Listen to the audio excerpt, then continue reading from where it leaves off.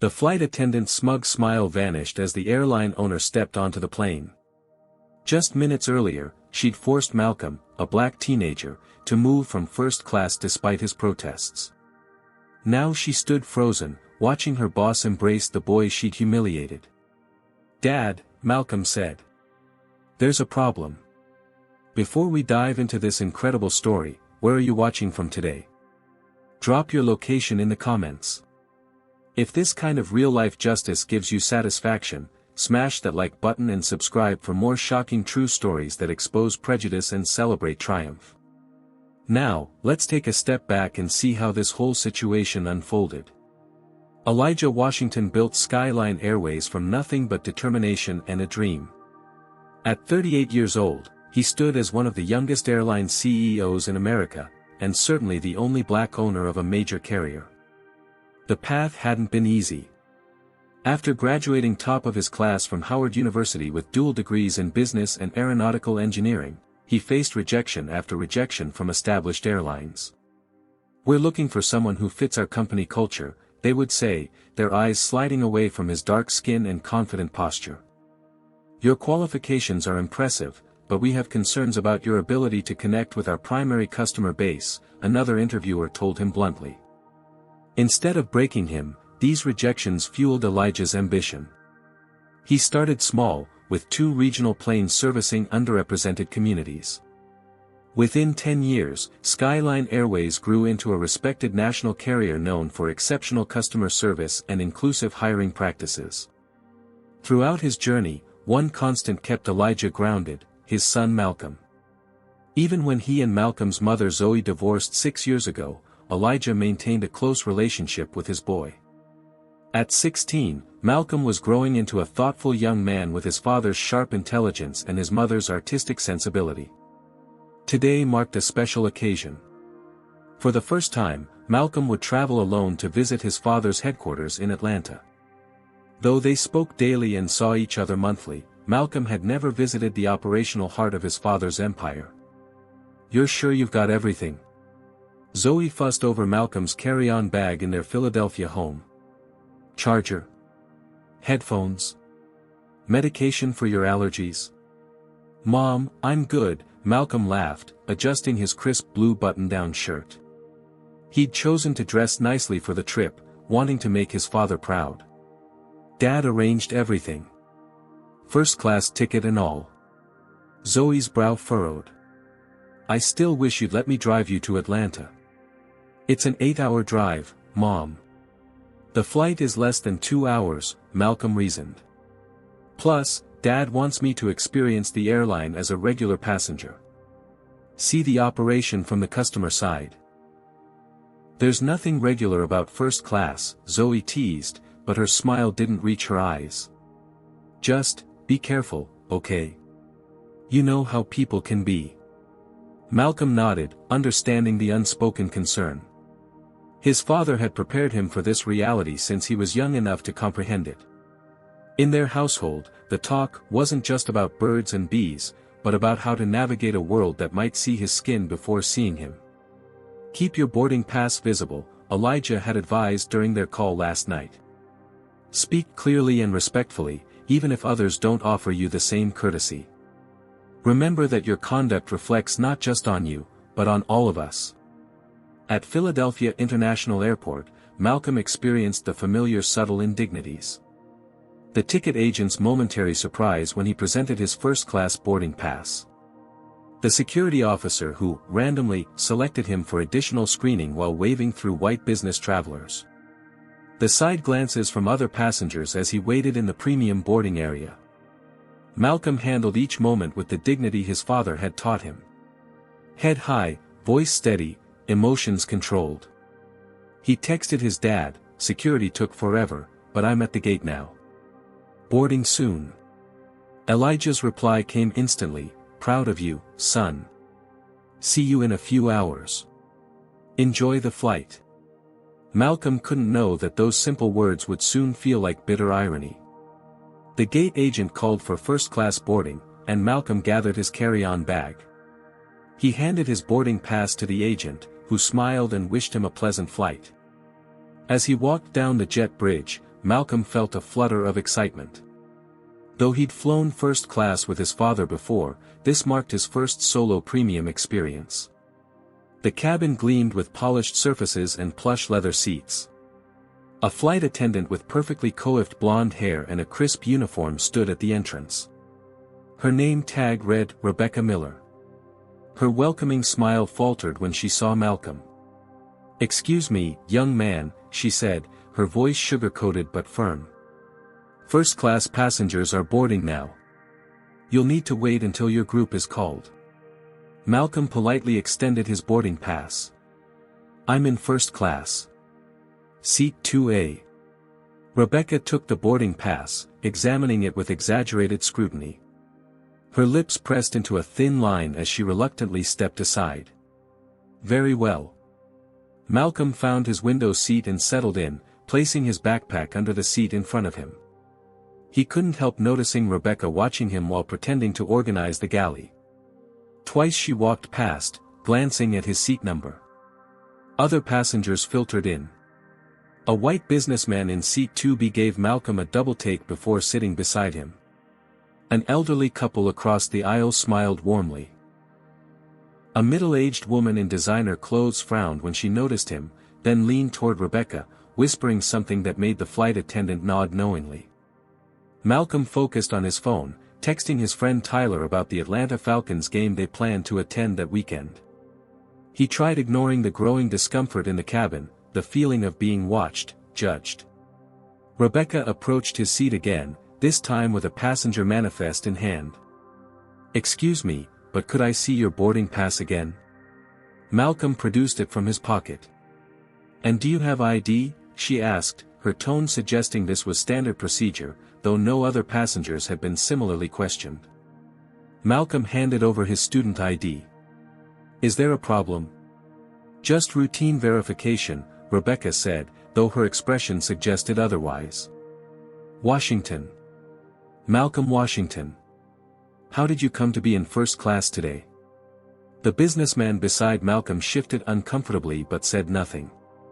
"My father arranged it," Malcolm answered simply. "And who might your father be?" Rebecca pressed, skepticism evident. "Elijah Washington. He owns Skyline Airways." Rebecca's polite veneer cracked as she laughed incredulously. "Skyline Airways? Young man, making false claims won't help your situation." "It's not a false claim," Malcolm insisted, feeling heat rise in his cheeks. "You can call and verify." Another flight attendant, a young Asian man whose name tag read James Chen, approached. "Everything okay here, Rebecca?" Rebecca turned to her colleague. "This young man claims to be the son of our airline's owner. He's obviously confused about his seating assignment." James glanced at Malcolm's boarding pass. "His ticket is valid for 2A. If there's been a mistake, it's in the system." "There's no mistake," Malcolm said firmly. "My father is Elijah Washington, the founder and CEO of Skyline Airways." James's eyes widened slightly in recognition, but Rebecca cut him off. "That's absurd. The owner of this airline is not." She stopped herself, but her implication hung in the air. "Not what?" Malcolm challenged. Rebecca ignored his question. "James, please assist the other passengers. I'll handle this situation." She turned back to Malcolm. "Young man, I don't know how you ended up with this boarding pass, but I believe there's been a misunderstanding. We need this seat for legitimate first-class passengers." The businessman beside Malcolm finally spoke up, though weakly. "His boarding pass seems valid."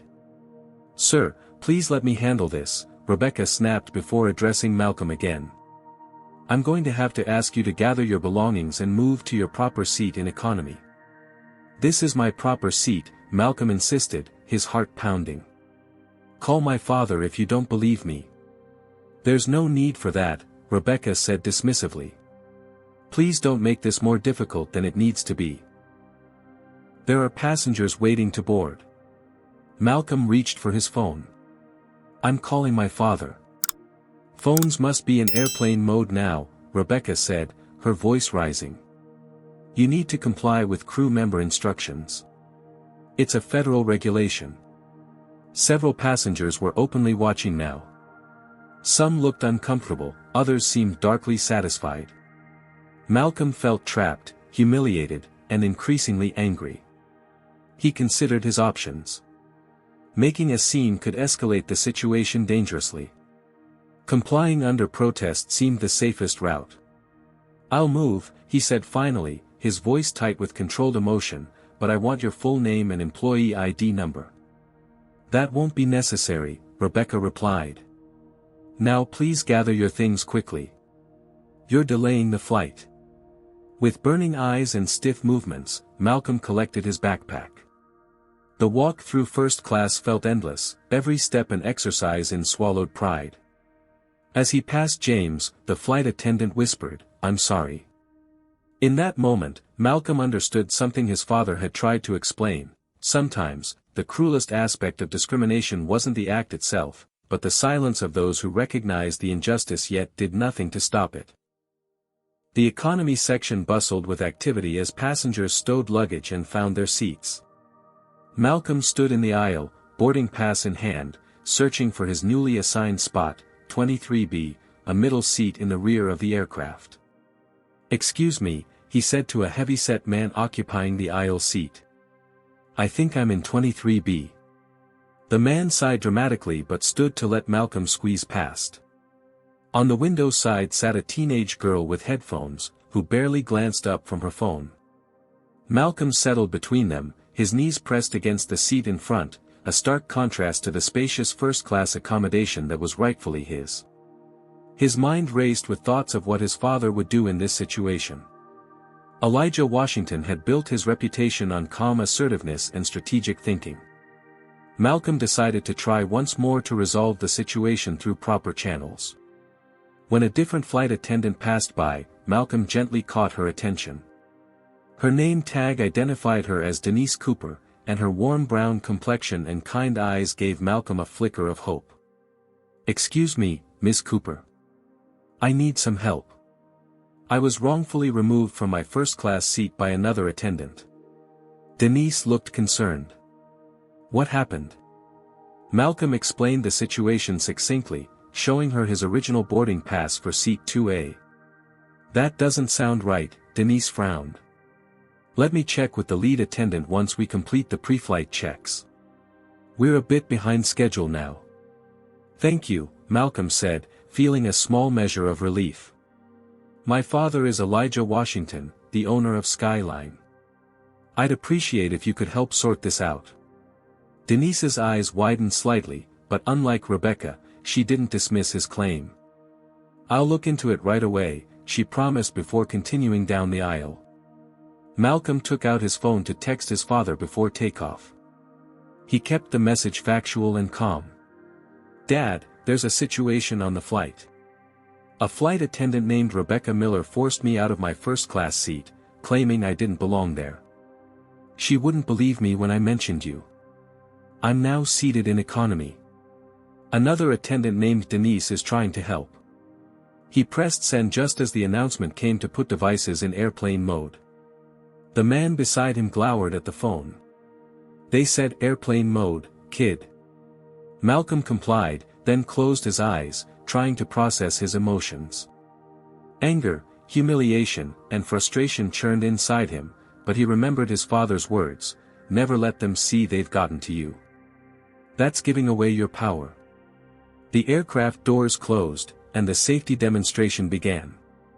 Through the aisle, Malcolm could see Rebecca serving pre-departure beverages in first class, smiling warmly at the white businessman now enjoying the seat that should have been his.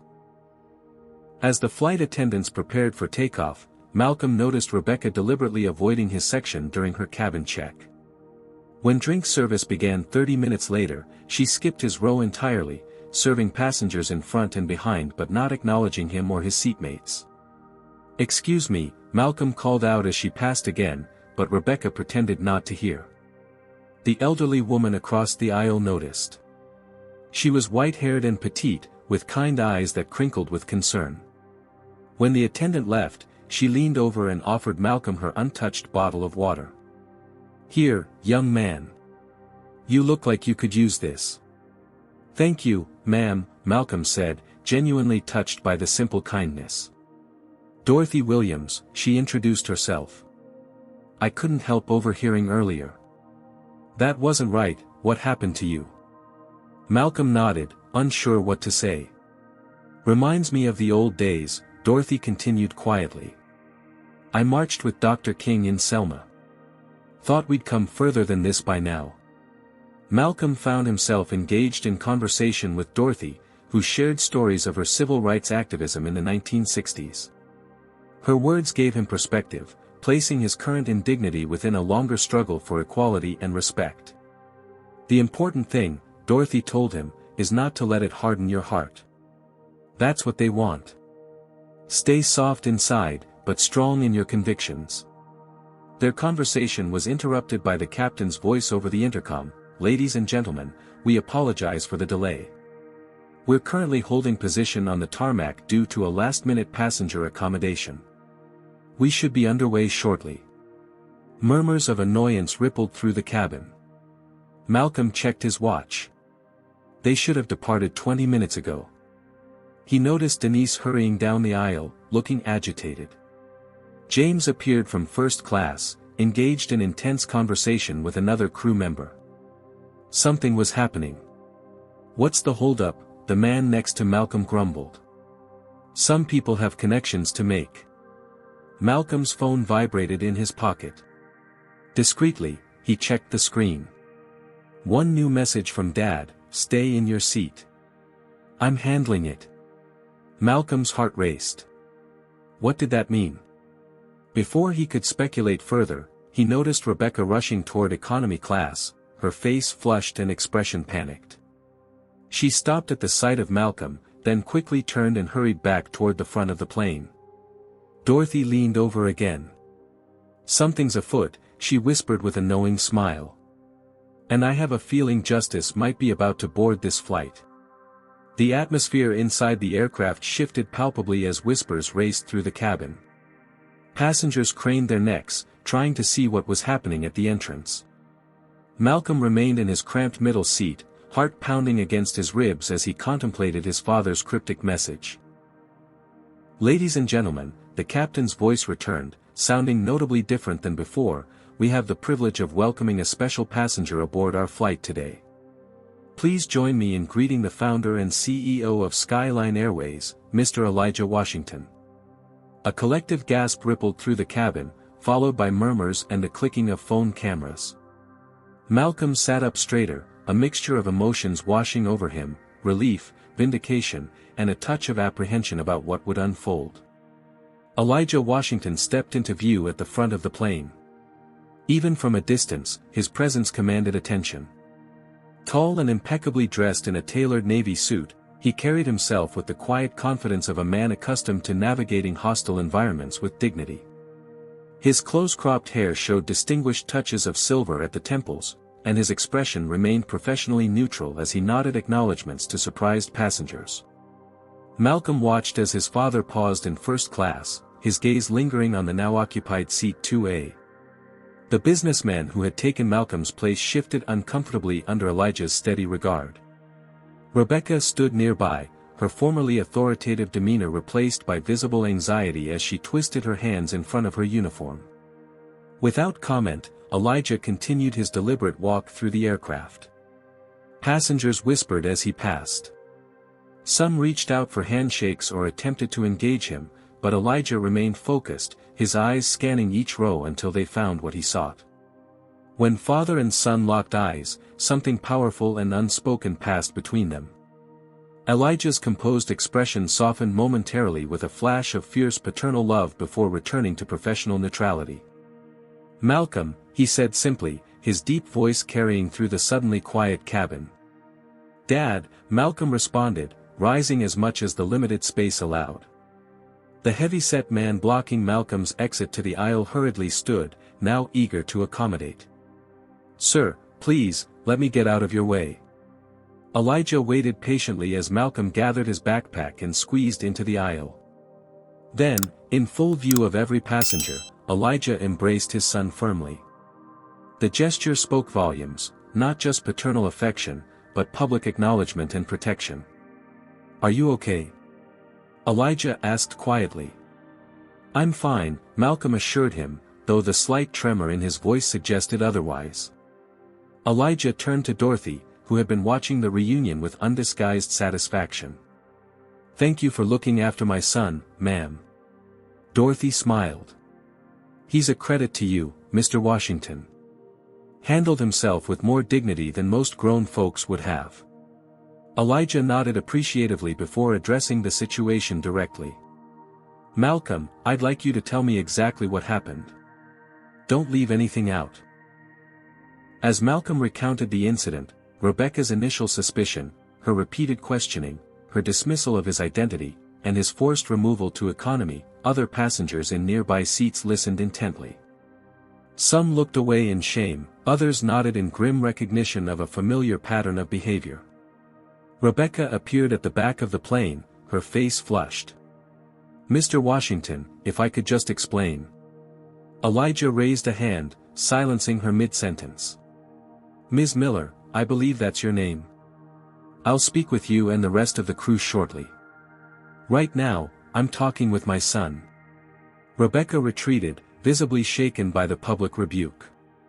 "Malcolm," Elijah continued calmly, "I believe you had a first-class seat assignment. Let's get you back where you belong." The walk back to first class felt entirely different from the humiliating journey Malcolm had made earlier. Now, with his father beside him, passengers watched with a mixture of reactions: embarrassment, regret, and in some cases, resentment at having their assumptions challenged so publicly. James stood at the entrance to first class, looking simultaneously relieved and anxious. "Mr. Washington, sir, I want to apologize for not intervening more forcefully earlier." "We'll discuss crew protocols later, Mr. Chen," Elijah responded evenly. "For now, my son needs to be reseated in his assigned space." The businessman occupying Malcolm's original seat was already gathering his belongings, avoiding eye contact as he prepared to relocate. Rebecca hovered nearby, her earlier confidence completely evaporated. "Sir," she attempted again, "there was a misunderstanding." "Was there?" Elijah's question hung in the air, pointed and unmistakable in its implication. "Would you have removed my son from his rightful seat if he were white?" Comment number 1: if you think Rebecca would have questioned a white teenager in first class. Comment number 2: if you believe this kind of discrimination happens every day without being addressed. Have you ever witnessed someone being treated unfairly because of their race? Like this video if you believe Elijah handled this situation with the perfect balance of dignity and assertiveness. Subscribe if you want to see how this confrontation unfolds and whether justice will be served. What would you do if you were in Elijah's position right now? Let's continue and find out how he addresses this blatant discrimination. As Malcolm settled back into his rightful first-class seat, the tension in the cabin thickened. Elijah remained standing, his tall frame commanding attention without effort.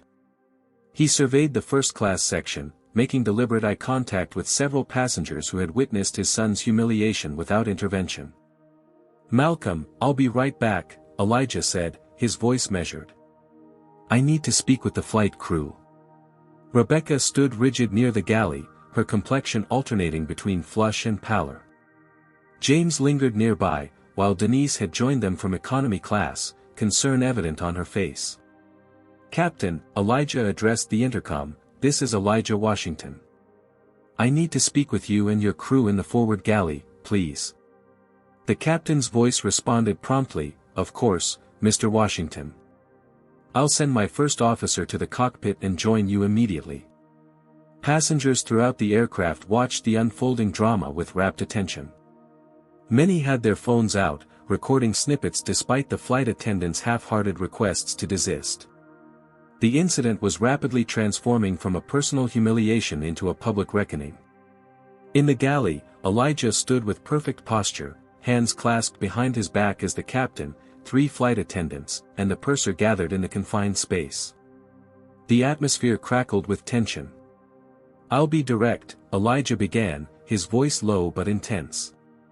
My 16-year-old son was publicly humiliated, accused of lying about his identity, and forcibly removed from his assigned seat based on what appears to be racial profiling by a member of your crew. Rebecca started to speak, but the captain raised his hand. Mr. Washington, on behalf of the entire crew, I want to express our deepest apologies. Captain Stevens, Elijah interrupted gently, I appreciate the sentiment, but I'm more interested in understanding how this happened on an airline that has explicit anti-discrimination policies that I personally implemented. He turned to Rebecca. Ms. Miller, I'd like to hear your explanation. Rebecca straightened her uniform jacket, attempting to regain her professional demeanor. Mr. Washington, I was simply following protocol for passenger verification. The young man's presence in first class seemed unusual, and when he made claims about being related to the airline's owner, I had reason to believe he was being untruthful. What specifically seemed unusual about my son's presence in first class? Elijah pressed. Rebecca hesitated, awareness of the minefield she was navigating evident in her expression. He's very young to be traveling alone in premium class, and he wasn't dressed like our typical first-class passengers. James interjected, Sir, Malcolm was wearing a button-down shirt and khakis. He was more formally dressed than several other passengers in first class. Rebecca shot James a withering look. There were other factors that raised concerns. Such as? Elijah's question hung in the air, daring her to speak the unspoken. His behavior seemed suspicious, Rebecca offered weakly. Elaborate on suspicious, Elijah requested, his calm persistence more unnerving than anger would have been. He seemed. Rebecca stumbled, then regrouped. Mr. Washington, I was doing my job. We have protocols for security and passenger verification. I'm intimately familiar with our protocols, Ms. Miller, having written many of them myself, Elijah responded. There is no protocol that instructs crew members to remove passengers with valid boarding passes from their assigned seats based on subjective assessments of whether they look like they belong there. Captain Stevens intervened, Mr. Washington, I can assure you this isn't representative of how we train our staff. Yet it happened, Captain, Elijah noted. And I'm curious why no one intervened when my son was being mistreated. James looked at the floor. I tried to point out that his boarding pass was valid, but I didn't push harder when Rebecca overruled me. I should have. Denise added, Malcolm approached me in economy about the situation. I was going to investigate after completing the pre-flight checks, but by then you had arrived, sir. Elijah nodded, acknowledging their statements before returning his attention to Rebecca. Ms. Miller, when my son told you who he was, who his father was, why didn't you simply verify this information? A quick call to the gate, a check of the passenger manifest notes, or even a simple Google search would have prevented this entire situation. Rebecca's professional veneer cracked further. With all due respect, sir, people make false claims all the time. It seemed highly improbable that he was telling the truth. Improbable because. Elijah let the question hang. The uncomfortable silence that followed spoke volumes. Everyone in the galley knew exactly why Rebecca had found it improbable that a young black man could be the son of an airline owner. Let me be perfectly clear, Elijah continued, his voice taking on an edge of steel. Skyline Airways was founded specifically to create an inclusive travel experience where every passenger is treated with equal respect regardless of their appearance, age, or race. What happened today represents a fundamental violation of our core values. He addressed the entire crew. I will not cancel this flight because that would inconvenience hundreds of passengers and disrupt our operations. However, Ms. Miller, you will not be continuing to Atlanta today. Rebecca's eyes widened. Sir, you can't just. I can and I am, Elijah stated firmly. You will be replaced by a reserve flight attendant for this service. Upon our arrival in Atlanta, there will be a full investigation into this incident, with appropriate consequences to follow. The captain nodded, acknowledging the decision. I'll make the arrangements immediately. One more thing, Elijah added. I want an announcement made to the passengers explaining the delay and the reason for the crew change. Complete transparency is essential here. Rebecca's composure finally broke. This is outrageous. I was doing my job, following my instincts about a security concern.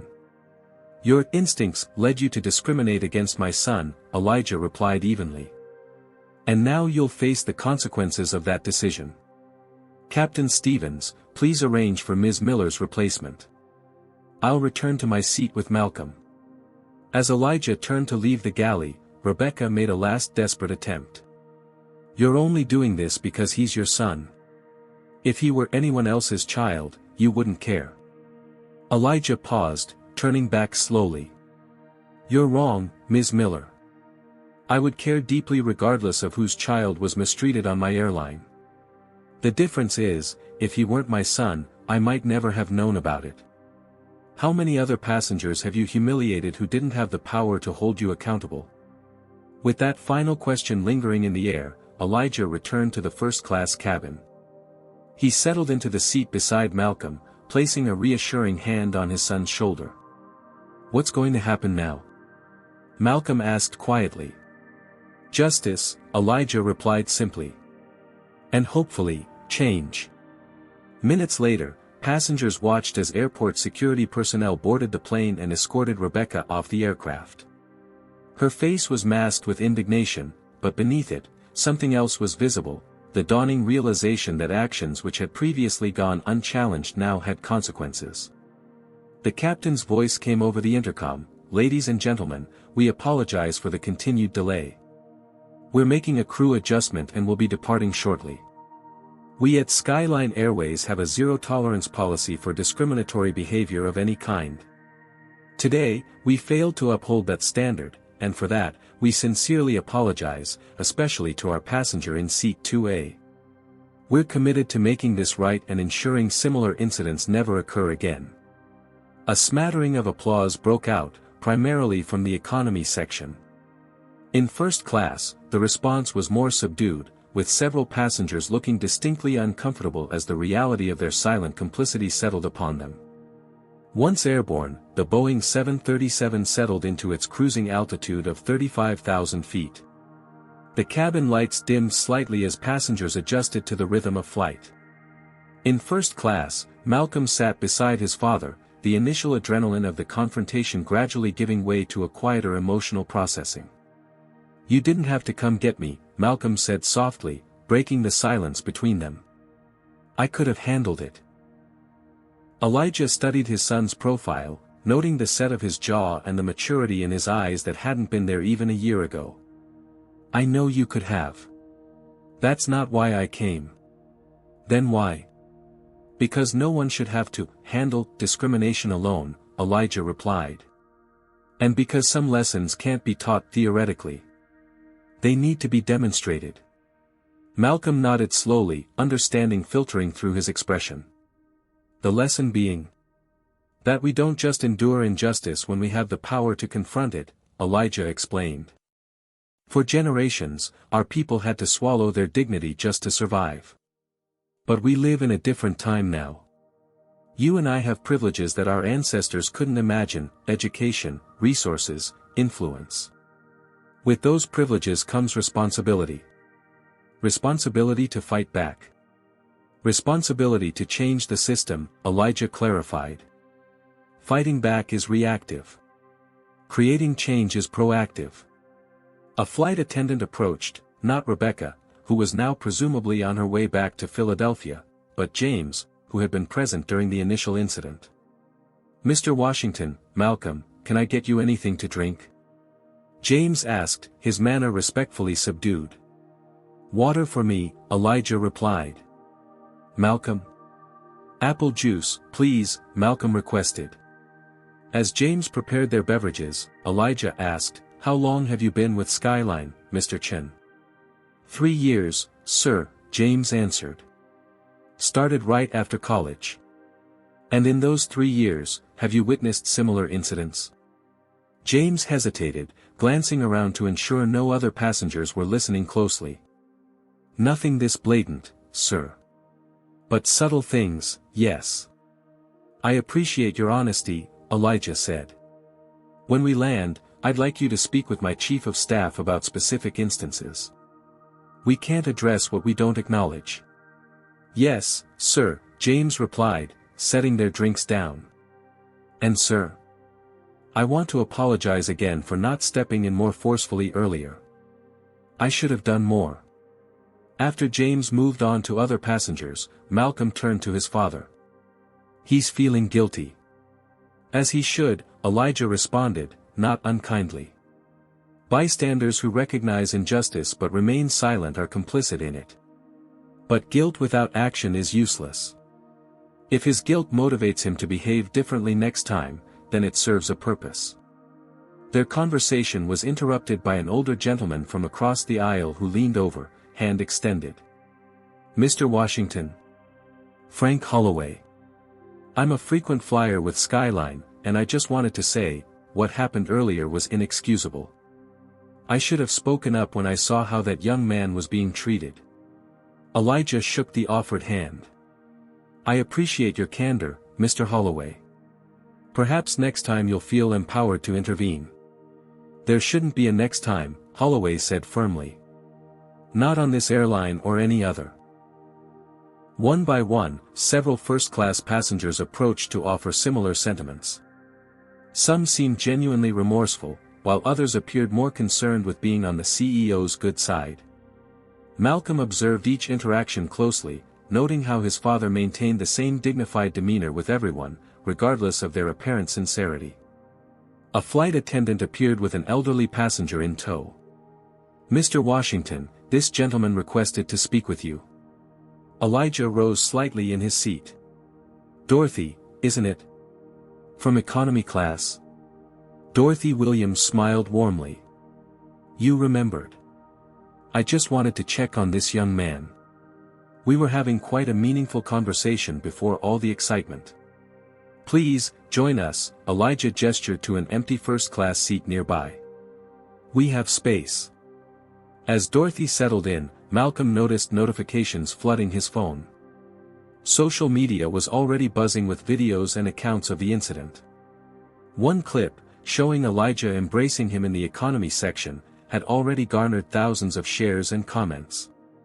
Dad, Malcolm said quietly, showing him the screen. It's going viral. Elijah examined the footage, his expression thoughtful. I suppose that was inevitable in today's world. He turned to his son. How do you feel about becoming the center of this particular conversation? Malcolm considered the question carefully. If it helps prevent someone else from experiencing what I did, then I'm okay with it. But it's weird seeing strangers debate what happened to me like it's entertainment. That's the double-edged sword of these moments, Elijah noted. They create awareness but can also become spectacles divorced from the real human experience at their center. Dorothy leaned forward. In my day, we didn't have social media to amplify our stories. We relied on word of mouth and hoped newspapers might cover our struggles if they were dramatic enough. There's power in having your truth seen by thousands, even millions. Use it wisely. As they conversed, Malcolm noticed Denise speaking urgently into a crew phone at the front of the cabin. When she finished, she approached Elijah. Mr. Washington, I've just received word from our Atlanta station. There are reporters gathering at the gate. The story has reached local news outlets. Elijah sighed. That was faster than expected. Thank you for letting me know. He turned to Malcolm. It seems our private moment has become very public. Are you prepared for that? Malcolm straightened in his seat. What would you do, if you were me? I'd recognize this as an opportunity, Elijah replied. Not for personal attention, but to direct the conversation toward the broader issue. You've experienced something that happens to people of color every day, usually without witness or recourse. Your platform is temporary, but your message can have lasting impact. Malcolm nodded, absorbing his father's wisdom. Then I'm ready. Dorothy reached across to pat Malcolm's hand. That's the spirit, young man. When life hands you lemons. Make legislative and corporate policy changes, Elijah finished with a rare smile, causing both Malcolm and Dorothy to laugh. For the remainder of the flight, Malcolm alternated between conversations with his father and Dorothy, the unexpected mentor who had shown him kindness when others hadn't. They discussed everything from Dorothy's experiences marching with Dr. King to Malcolm's aspirations of combining business and social justice in his future career. Meanwhile, phones throughout the cabin lit up with notifications as the story continued to spread. Passengers sneaked glances at father and son, some recording surreptitiously despite announcements prohibiting such behavior. What had begun as one teenager's humiliation was transforming into a national conversation about dignity, accountability, and the stubborn persistence of racial bias in everyday interactions. As the captain announced their initial descent into Atlanta, Elijah's phone buzzed with a message from his chief of staff. PR team assembled. Board members briefed. Media presence growing at terminal. How do you want to handle this? Elijah showed the message to Malcolm. Any thoughts? Malcolm considered for a moment. Tell the truth. All of it. No corporate speak. Elijah nodded, pride evident in his expression as he typed a response. Malcolm and I will address the situation directly. Prepare statement emphasizing zero tolerance for discrimination and concrete steps for improvement. This isn't a PR crisis, it's a teaching moment. We'll lean into it. The plane banked gently, beginning its approach to Hartsfield-Jackson International Airport. As the Atlanta skyline came into view, Malcolm realized that this trip to visit his father's headquarters had already taught him more about leadership than any behind-the-scenes tour ever could. The thunderous clicking of camera shutters greeted Elijah and Malcolm as they emerged from the jet bridge.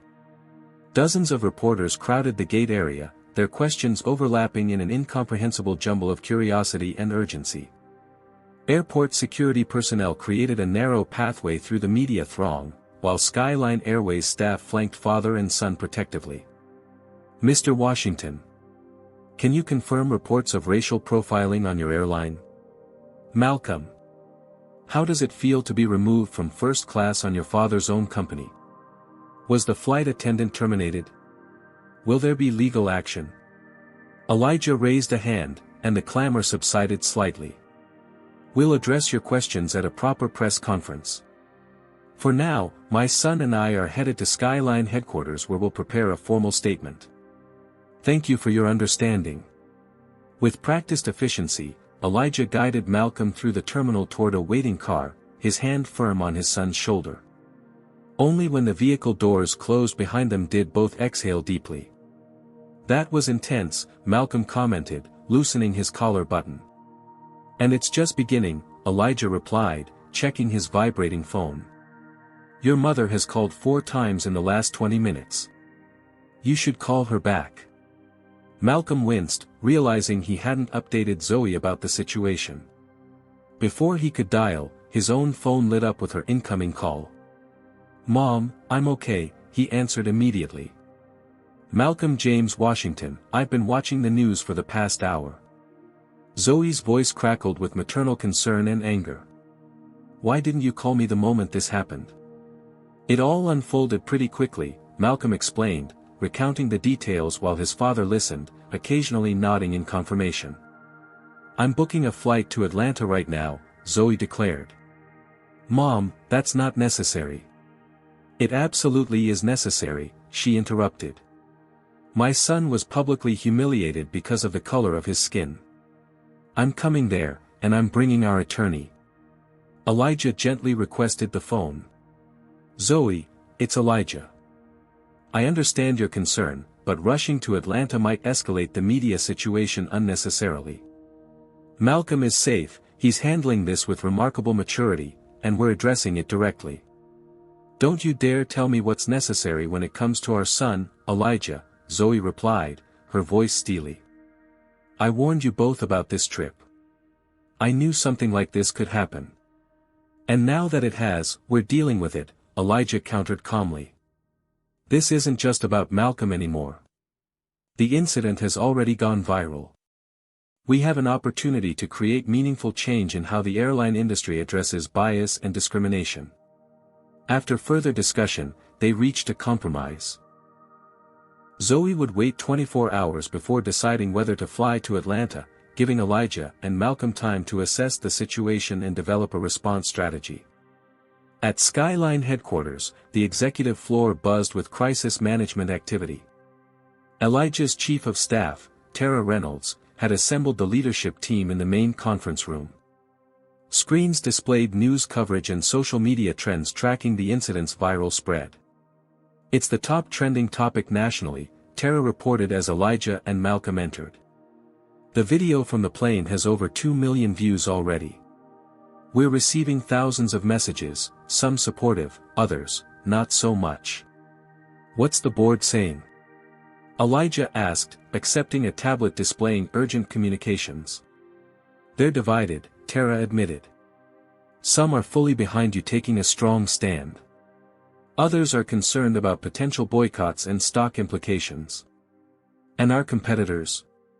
Already capitalizing on the situation, another executive chimed in. United and Delta have both issued statements reaffirming their commitment to inclusive practices, implicitly distancing themselves from our incident. Malcolm observed the corporate machinery in motion, fascinated despite the circumstances. This was his father's world, rapid decision-making under pressure with millions of dollars and thousands of jobs potentially at stake. As discussions continued about legal implications and public relations strategies, Malcolm's phone buzzed with text messages from classmates and friends who had seen the news. Most expressed outrage and support, but a few messages stood out for their different tone. "Dude, why didn't you just move when she asked? Not worth the drama. Playing the race card much? Your dad owns the company, we get it." These messages stung more than Malcolm expected. He set his phone aside, refocusing on the meeting as Elijah addressed the team. "I appreciate everyone's input, but let me be clear about our approach," Elijah stated firmly. "We will not minimize this incident, we will not deflect responsibility, and we will not prioritize short-term stock prices over our core values. Skyline was founded on the principle that air travel should be equally dignified for all passengers. Today, we failed to uphold that principle." "What about Rebecca Miller?" Tara asked.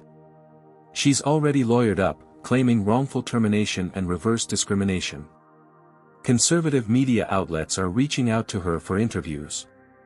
Elijah nodded, having anticipated this development. "She hasn't been terminated yet, she's on administrative leave pending investigation. If she wants to tell her side of the story, that's her right. We'll respond with facts, not rhetoric." As the meeting continued, Malcolm excused himself to use the restroom. In the hallway, he encountered James Chen, the flight attendant who had witnessed the initial incident. "Malcolm," James greeted him awkwardly. "How are you holding up?" "I'm okay," Malcolm replied. "Better than this morning, anyway." James hesitated, then spoke with evident regret. "I should have done more when Rebecca was questioning you. I knew what was happening, but I just didn't push hard enough." "Why didn't you?" Malcolm asked, not accusingly but with genuine curiosity. "Honestly? Fear," James admitted. "Not just of losing my job, but of making the situation worse somehow. It's easier to tell yourself you'll be the hero next time than to actually be one in the moment." Malcolm nodded, appreciating the candor. "My dad says change happens when enough people decide that next time is now." Back in the conference room, the discussion had shifted to concrete action steps. Elijah noticed Malcolm's return and brought him into the conversation. "Malcolm, this affects you most directly. What would you like to see come from this incident?" All eyes turned to the teenager, who took a moment to gather his thoughts before responding. "I think there are two issues here," Malcolm began carefully. "The first is about accountability for what happened today. But the bigger issue is about prevention.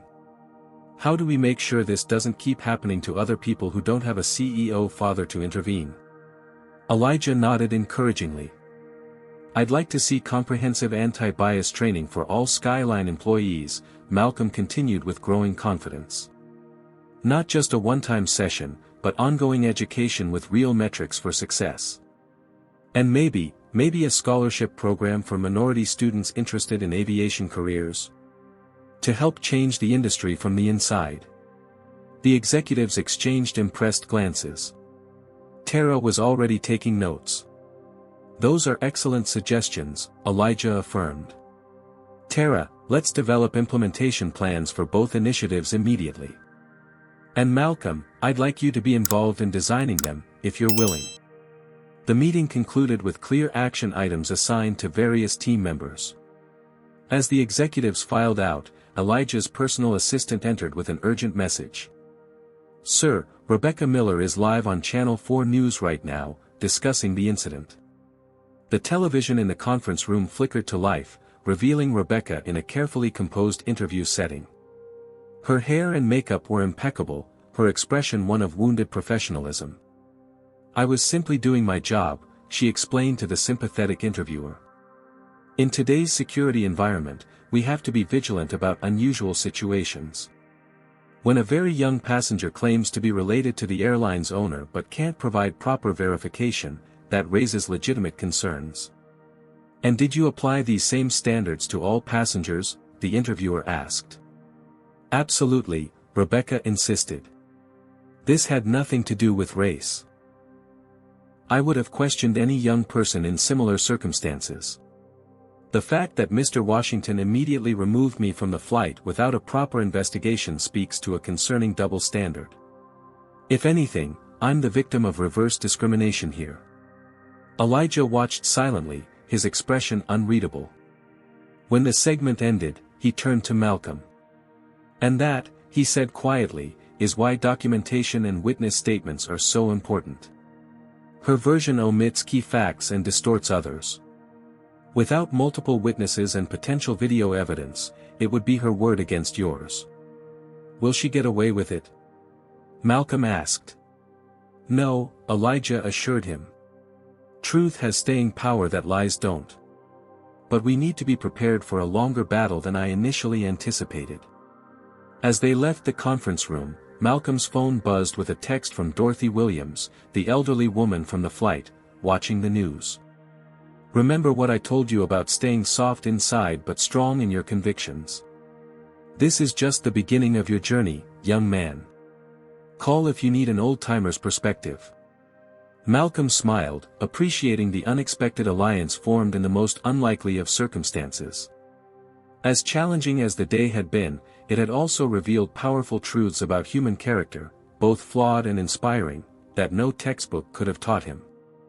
1 month after the incident, Malcolm stood before a crowd of 300 high school students at the Young Leaders of Tomorrow conference in Chicago.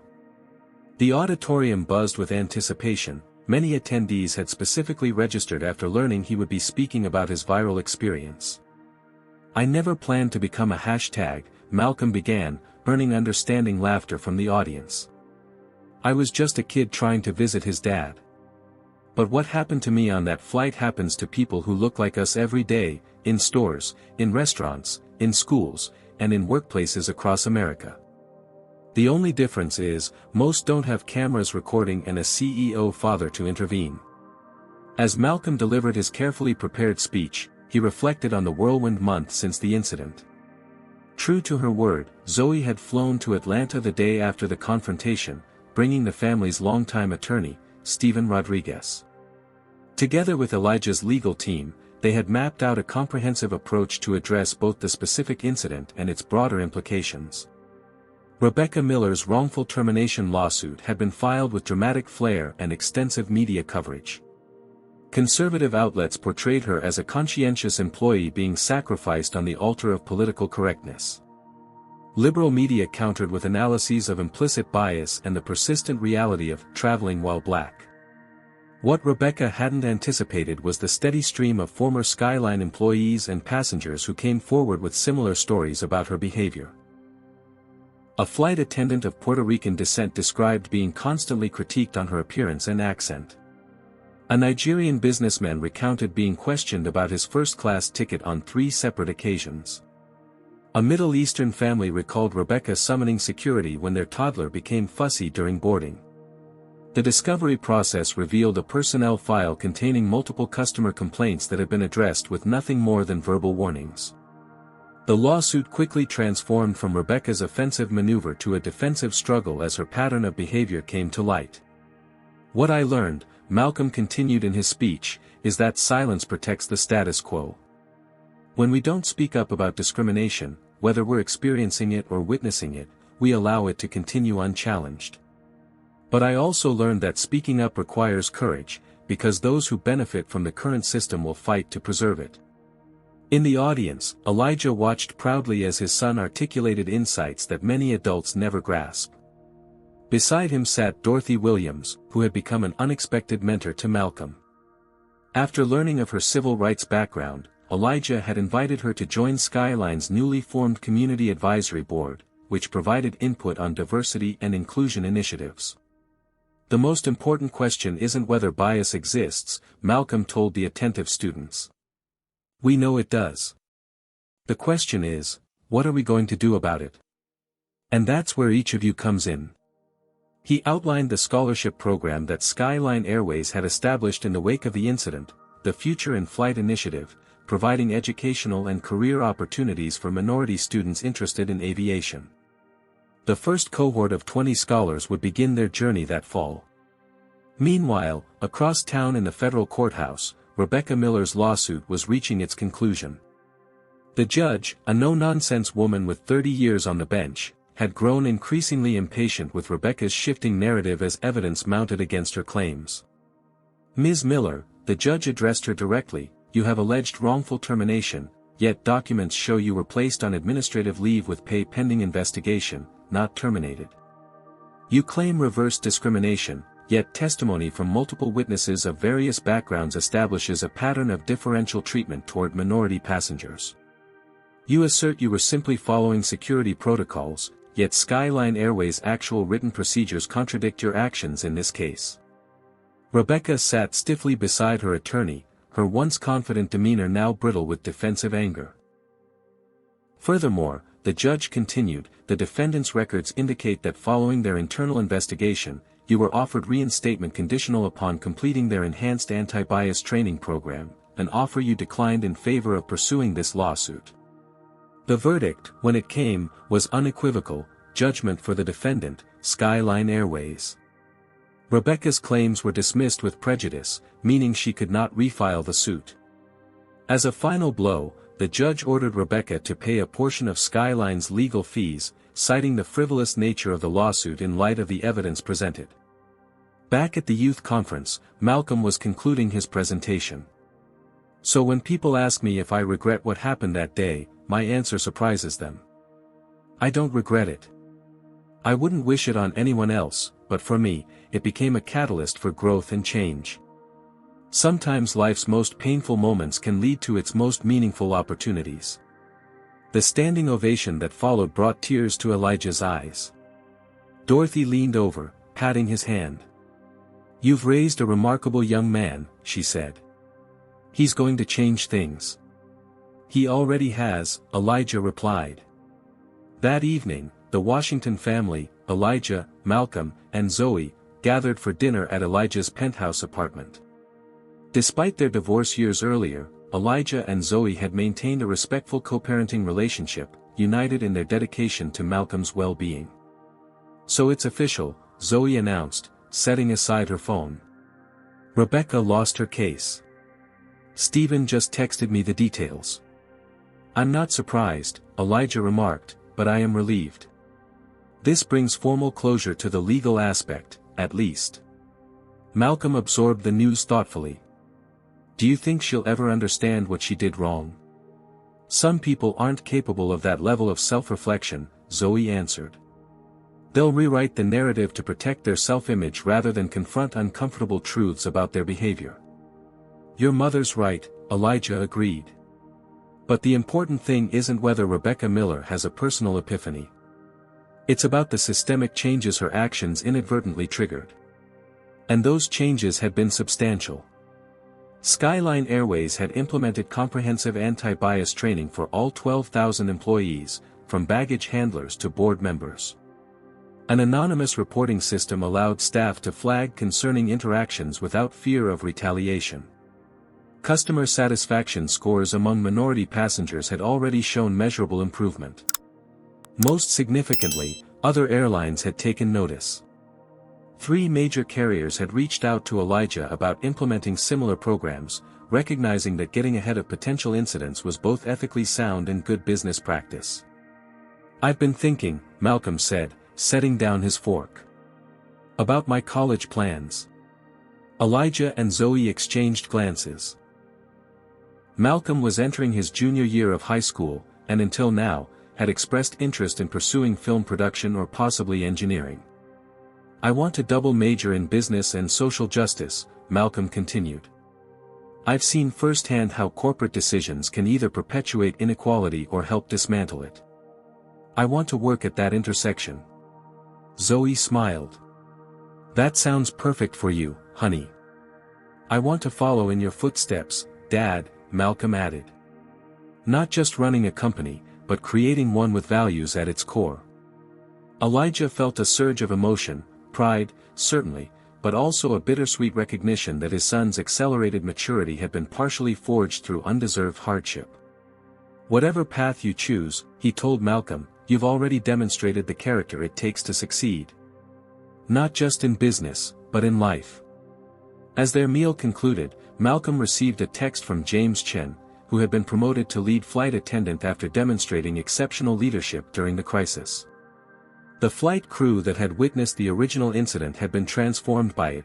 James in particular had become an outspoken advocate for creating a more inclusive atmosphere on board. "James says Dorothy is telling everyone at headquarters about her honorary grandson speaking at the conference today," Malcolm laughed. "I think she's adopted me." "You could do worse for a surrogate grandmother," Zoe smiled. "She's quite the force of nature." As the evening drew to a close, Malcolm stood on the balcony overlooking the Atlanta skyline, reflecting on the journey of the past month. The humiliation of that day on the plane had evolved into something he never could have anticipated: a platform, a purpose, and a deepened understanding of both society's flaws and its potential for growth. His phone buzzed with a notification. Another news outlet had picked up the story of the judge's verdict in Rebecca's lawsuit. The headline read, "Flight attendant who removed CEO's son loses discrimination case, airline launches scholarship program in response." Malcolm smiled slightly. The story wasn't over yet, but this chapter was reaching its conclusion. And the next one, he sensed, would be even more meaningful.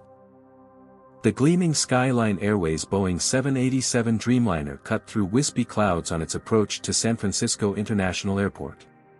In the first-class cabin, Malcolm Washington, now 17, reviewed his notes for the keynote address he would deliver at the National Conference on Corporate Social Responsibility the following morning.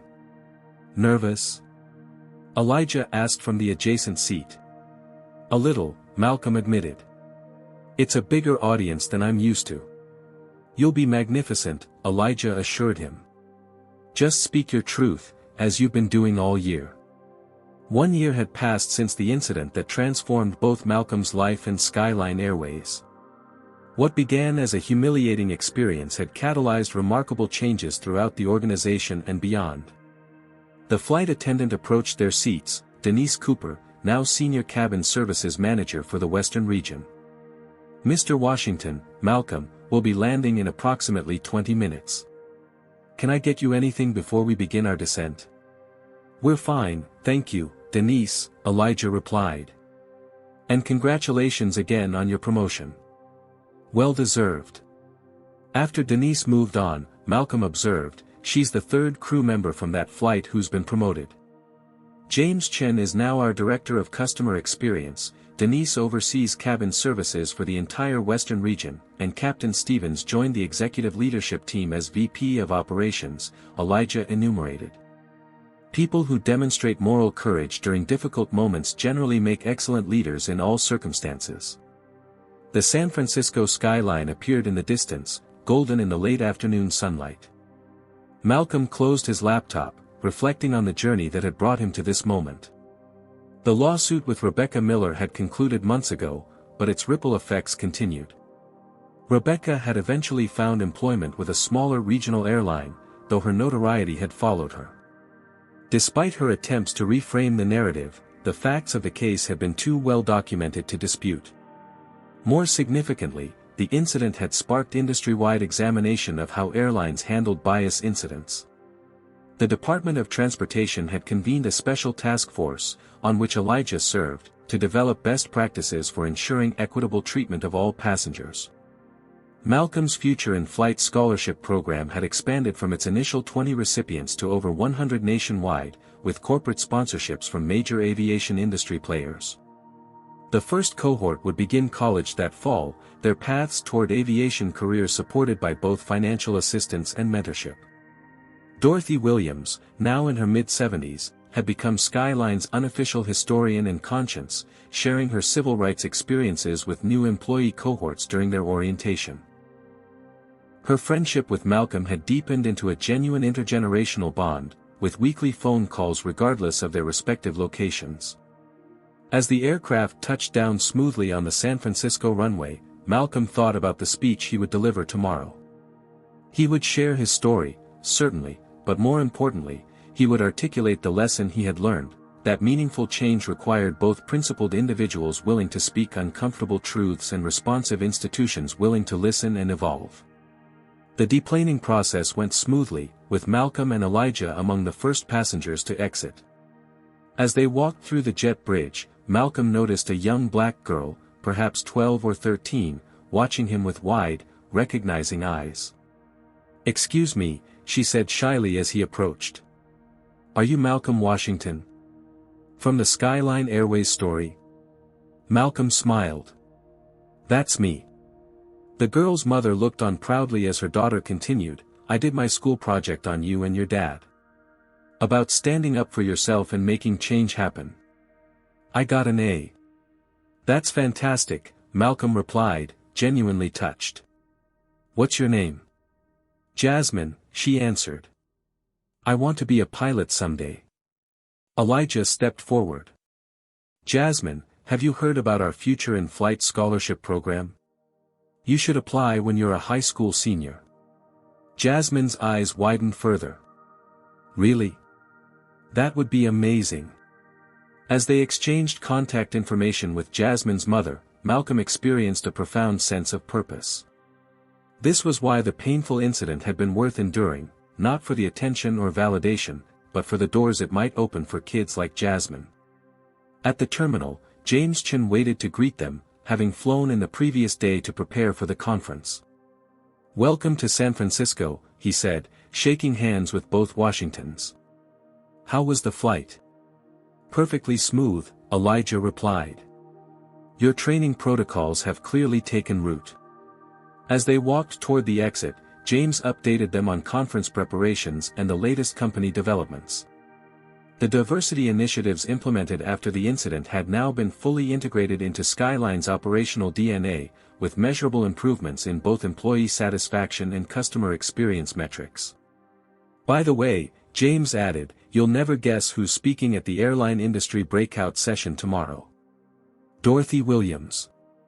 She's becoming quite the sought-after speaker on organizational culture." Malcolm laughed. "She told me she was just popping over to California for a little thing. I should have known she was downplaying it." At the hotel, Malcolm excused himself to his room to finalize his speech and call his mother.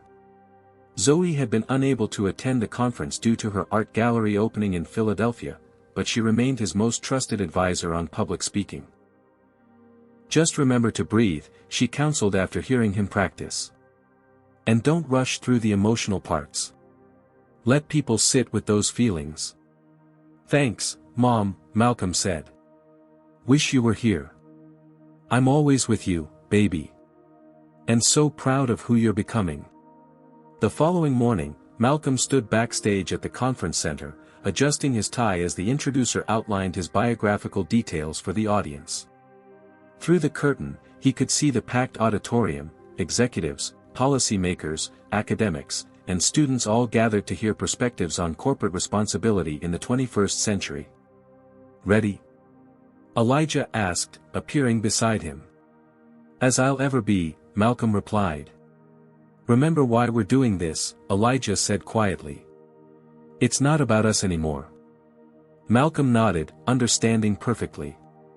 What had begun as a personal humiliation had evolved into something much larger than one teenager's experience on one flight. It had become about creating systemic change, about using privilege and platform to open doors for others who might otherwise remain locked out. And now, the introducer's voice boomed, "Please welcome to the stage Malcolm Washington, founder of the Future in Flight Initiative and student activist, along with his father, Elijah Washington, CEO of Skyline Airways." As they walked onto the stage together, the applause was thunderous.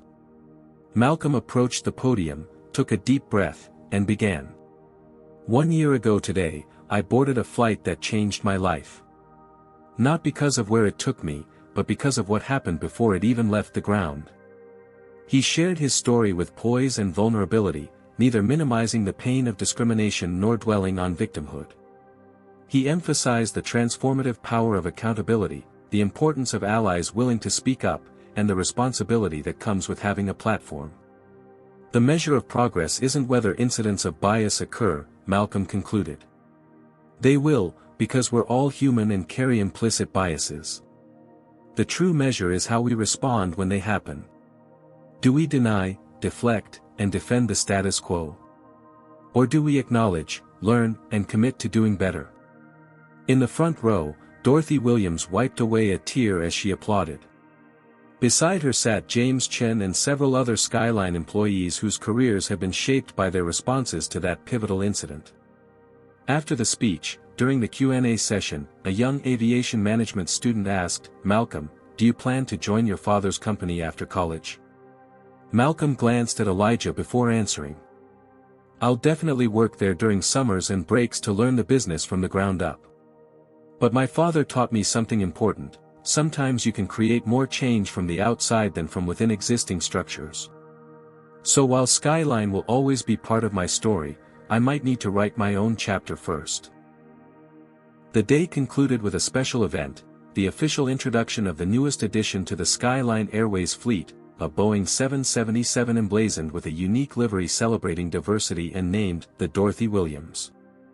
Dorothy herself stood speechless as the aircraft was unveiled in a digital presentation, her hand pressed to her heart in disbelief. "You named a plane after me," she finally managed. "The first of our Civil Rights Heroes series," Elijah confirmed. "Each new aircraft will honor someone who stood up for equality and justice, often without recognition. You're just the beginning." Later that evening, at a small private dinner, Malcolm sat between his father and Dorothy, surrounded by key figures who had been part of their journey over the past year.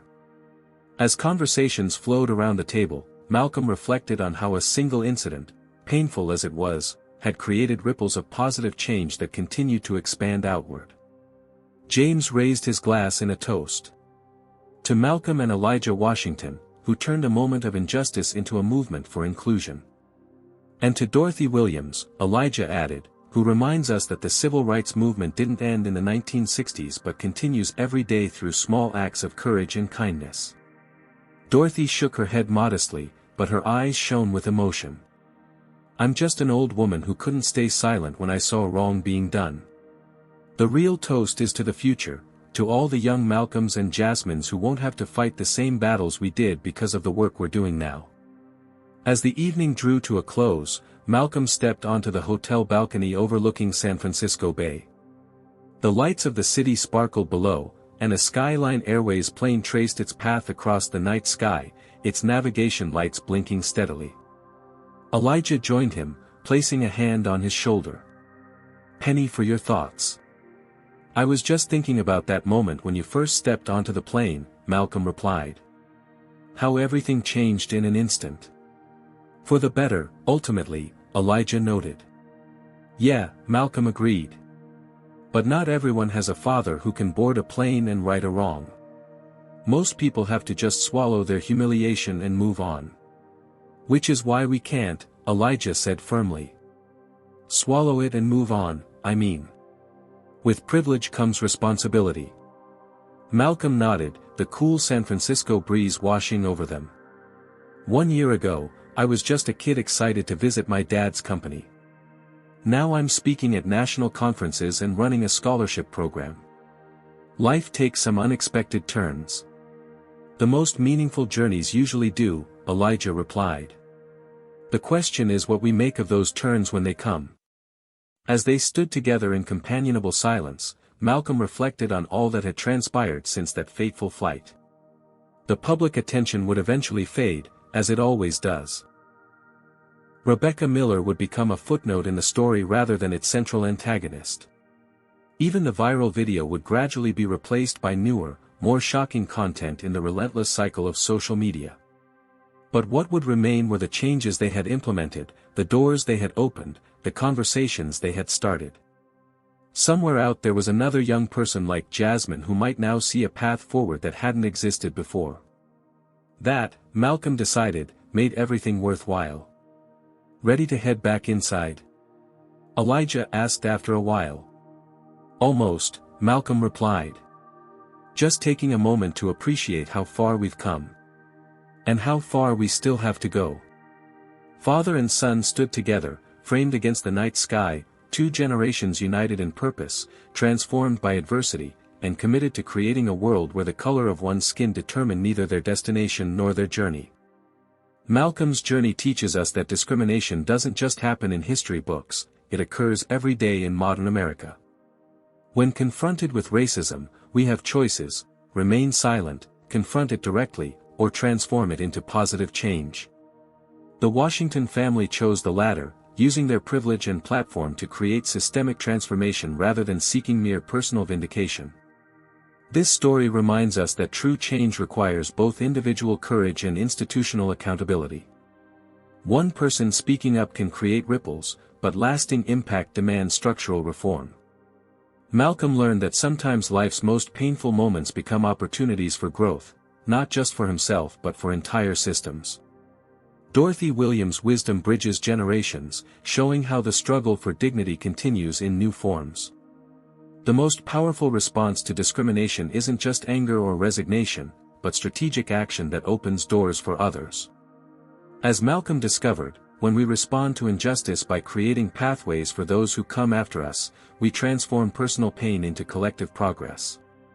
Remember, change happens when enough people decide that next time is now.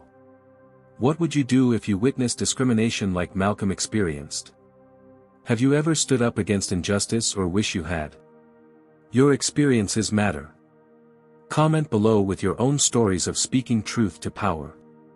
If this story moved you, please hit that like button to help others find it. Don't forget to subscribe for more powerful true stories about overcoming adversity and creating change. Share this video with someone who needs to hear this message of resilience and transformation. Thank you for joining us on this journey. Together we can create a world where everyone is treated with dignity and respect, regardless of the color of their skin.